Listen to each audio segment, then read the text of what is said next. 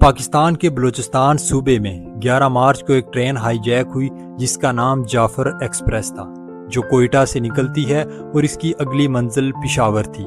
لیکن ٹرین کو 11 مارچ دوپہر کے قریب بلوچستان کے ضلع بولان کے علاقے ڈاڈر میں ہائی جیک کر لیا گیا اور اس پر سوار سبھی 440 مسافروں کو یرغمال بنا لیا گیا، جن میں عسکری اہلکار بھی شامل تھے۔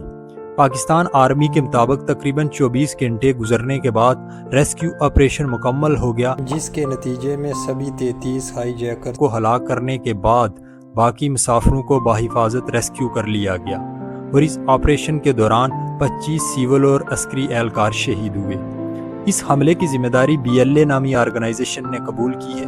آج ہم BLA کے بارے میں جاننے کی کوشش کریں گے کہ یہ کب بنی اور اس کے محرکات کیا ہیں۔ BLA ایک بلوچ نسل پرست آرگنائزیشن ہے اور اس کی سب سے پہلی ریکارڈڈ ایکٹیویٹی سن 2000 میں تھی، جب اس نے پاکستانی حکام کے خلاف حملوں کا کریڈٹ لینا شروع کر دیا۔ 2018 تک اسلم بلوچ نامی شخص اس کا سربراہ رہا اور 2018 سے آج تک رزاق مینڈل اس کا سربراہ ہے۔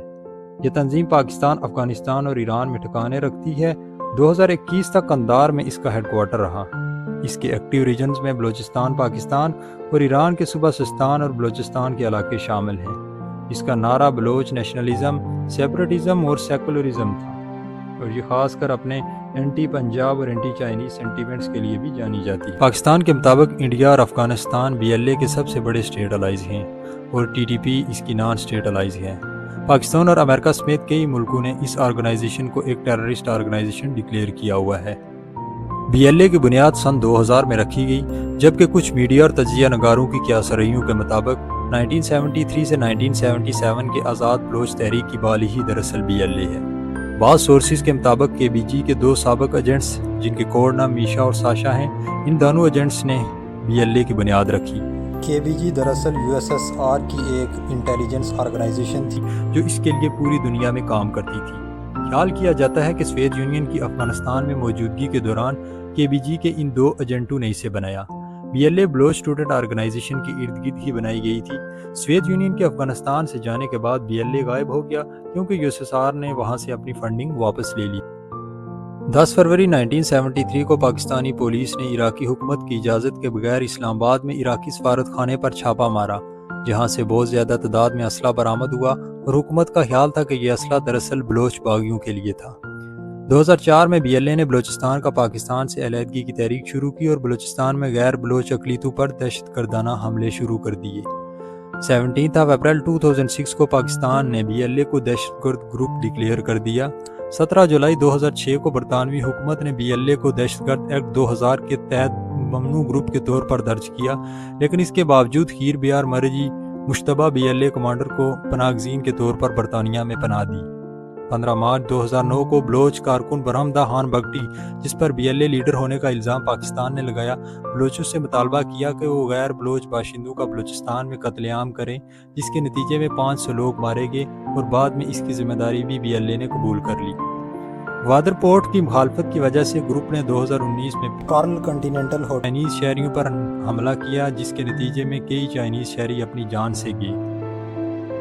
2019 میں امریکہ اور یورپی یونین نے BLA کو ایک دہشت گرد گروپ ڈکلیئر کر دیا۔ 26 اپریل 2022 کو 30 سالہ سائنس ٹیچر اور 2 بچوں کی ماں شری بلوچ نے جامعہ کراچی میں چائنیز ٹیچر پر خودکش حملہ کیا، جس کے نتیجے میں 3 چائنیز مارے گئے، اور اس کی ذمہ داری بھی BLA نے قبول کر لی۔ 9 نومبر 2024 کو BLA نے کوئٹہ ریلوے اسٹیشن پر حملہ کیا، جس کے نتیجے میں 32 افراد جان سے گئے اور 62 زخمی ہوئے۔ ڈیوڈ رائٹ نیول نے لکھا ہے کہ پاکستان اور کچھ ویسٹرن مبصرین نے دعویٰ کیا ہے کہ بھارت دراصل BLA کو فنڈز فراہم کرتا ہے۔ ایک رپورٹ کے مطابق خیر بیار مری 2007 سے اس گروپ کے لیڈر ہیں، تاہم 2015 میں انہوں نے ایک انٹرویو میں اس گروپ کے ساتھ کسی بھی رابطے سے انکار کیا۔ خیر بیار مری کے چھوٹے بھائی بالاج مری نے 2000 سے لے کر 2007 تک اس گروپ کی قیادت کی۔ دا ہندو نے رپورٹ کیا ہے کہ BLA کے کمانڈروں نے جعلی شناختی کارڈ پر بیس بدل کر ہندوستان میں علاج کرانے کی کوشش کی۔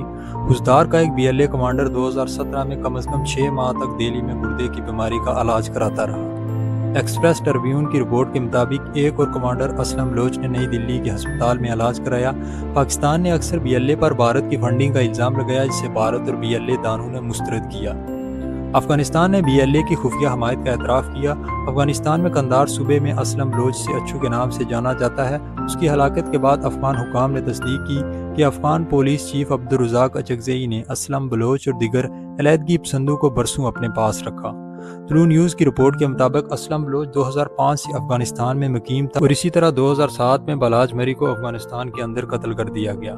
14 دسمبر 2006 کو BLA نے بلوچستان کے ضلع کوہلو میں ایک فوجی کیمپ پر 6 راکٹ مارے جہاں پرویز مشرف دورہ کرنے والے تھے۔ اس کے بعد پاکستانی حکام نے BLA کے خلاف ایک وسیع آپریشن کیا۔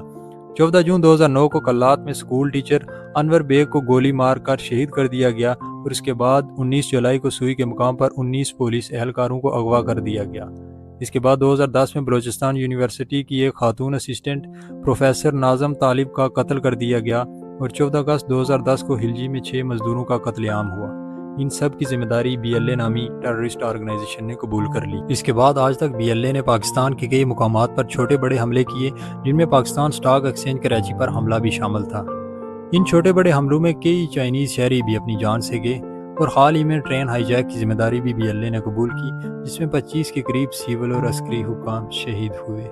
BLA کا دعویٰ ہے کہ وہ بلوچوں کے حقوق حاصل کرنے کی کوشش کر رہی ہے کیونکہ بلوچستان وسائل سے مالا مال ہے اور بلوچ قوم کے وسائل پاکستان کے دوسرے صوبوں میں استعمال ہو رہے ہیں اور بلوچوں کو بنیادی ضروریات سے بھی محروم رکھا گیا ہے۔